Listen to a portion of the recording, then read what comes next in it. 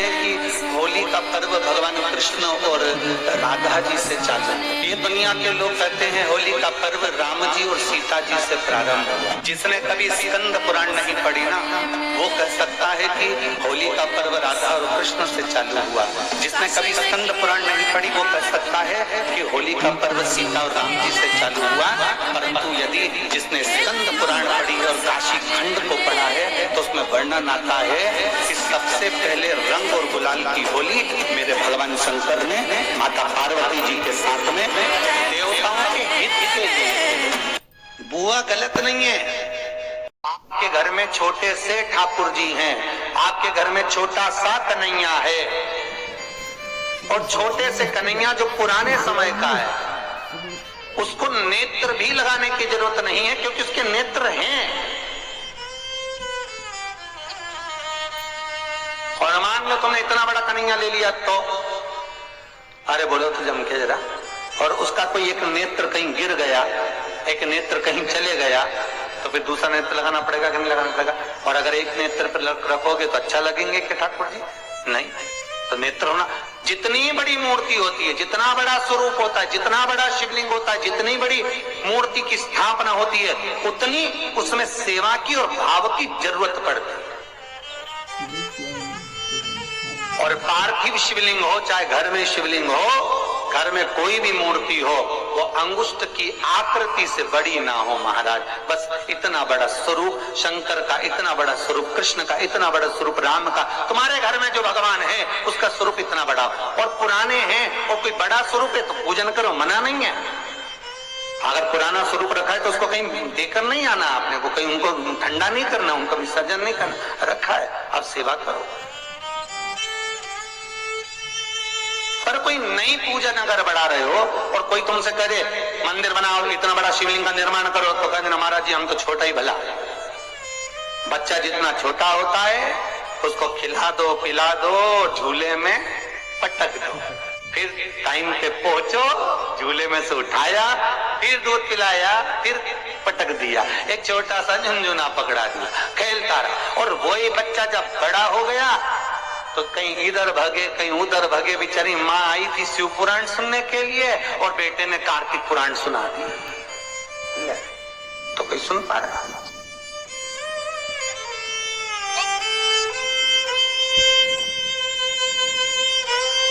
छोटा रहेगा उसकी सेवा।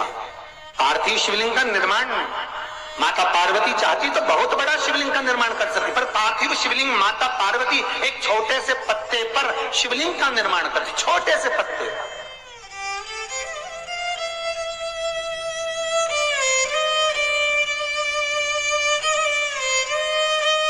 महाराज ध्यान दीजिएगा, स्कंद पुराण का एक बहुत सुंदर प्रसंग है। केल के पत्ते पर, बड़ के पत्ते पर, पीपल के पत्ते पर, बेलपत्री के पत्ते पर शिवलिंग के निर्माण का अलग अलग फल है महाराज, उसका स्मरण करिए जरा। महाराज केल के पत्ते पर, जब केल का जो पत्ता होता है उस केल के पत्ते पर जब कोई विशेष तीज की तिथि पड़े, कौन सी तिथि हो? तीज हो, जैसे हरतालिका तीज हो, कोई छोटी तीज बड़ी तीज, और यदि आप तीज के दिन केल के पत्ते पर शिवलिंग का निर्माण कर कर उसकी पूजन अर्चना करते हैं, उसका स्मरण कर कर रात होने से पहले विसर्जन करते हैं तो नारी की अखंड सौभाग्यता रहती है। दूसरा क्रम, बड़ के पत्ते पर जो शिवलिंग का निर्माण करा जाता है वो दोपहर के समय के बाद, जो समय 4 बजे से लेकर 6 बजे तक रहता है, बड़ के पत्ते पर उस शिवलिंग का निर्माण करा जाता है, छोटे से पार्थिव शिवलिंग का। ये काय के लिए होता है? तो कहा ये रोग मुक्ति के लिए होता है। कोई व्यक्ति बहुत रोगीला है और एक रोग के साथ उसके 4 रोग घिर रहे हो, मान लो उसको शुगर भी है, बीपी भी है, ये भी है, वो भी है, और उसको वो चीज, मान लो कोई व्यक्ति है उसका ऑपरेशन होने जा रहा है, एक सहज भाषा में लीजिए, और उसका बीपी ऊंचा नीचा हो रहा है, उसकी शुगर ऊपर नीचे हो रही है, तो क्या करना है अपन को? बड़ का जो पत्ता होता है उस व्यक्ति से उस बड़ के पत्ते के ऊपर शिवलिंग का निर्माण कराकर उसकी पूजन शाम को 4 बजे से लेकर 6 बजे के बीच में कराकर उसका विसर्जन, उसके रोग को शिव अपने हाथ में ले लेता है। बड़ का पत्ता महाराज, इसकी कोई तिथि नहीं है, इसका कोई समय नहीं, इसका कोई पल नहीं, इसकी कोई घड़ी नहीं। तीसरा पीपल का पत्ता।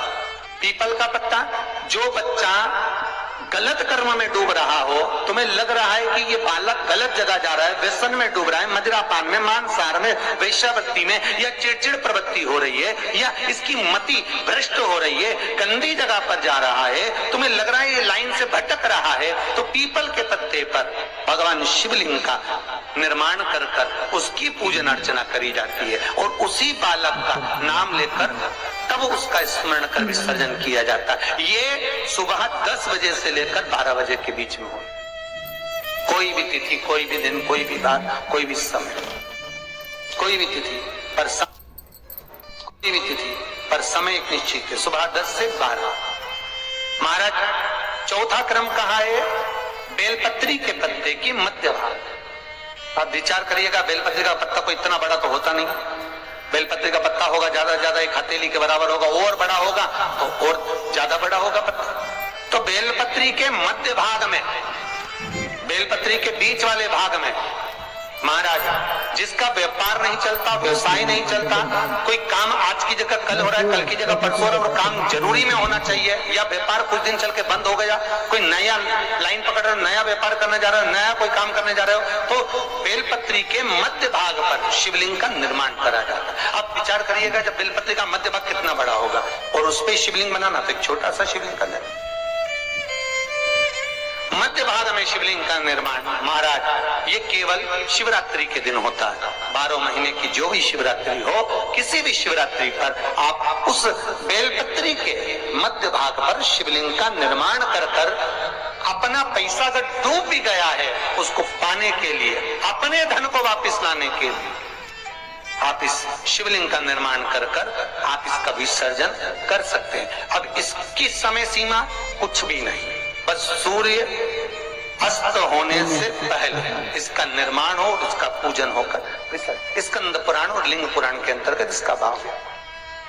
श्री शिवाय नमस्तुभ्यम। हर हर महादेव। पूज्य प्रदीप मिश्रा जी ने आज शिवलिंग के बहुत अच्छे और अचूक उपाय बताए हैं। पूज्य प्रदीप मिश्रा जी ने पार्थिव शिवलिंग के बताए हैं कि हमें पीपल के पत्ते पर किस तरह शिवलिंग स्थापित करना है, किस तरह बेल के पत्ते पर स्थापित करना है और किस तरह केले के पत्ते पर शिवलिंग स्थापित करने के अलग अलग उपाय बताए हैं। अगर आपको पूज्य प्रदीप मिश्रा जी की कथा और उपाय अच्छे लगे तो प्लीज़ मेरे चैनल को लाइक, कमेंट और शेयर जरूर करें और कमेंट बॉक्स में हर हर महादेव अवश्य लिखें। श्री शिवाय नमस्तुभ्यम। हर हर महादेव।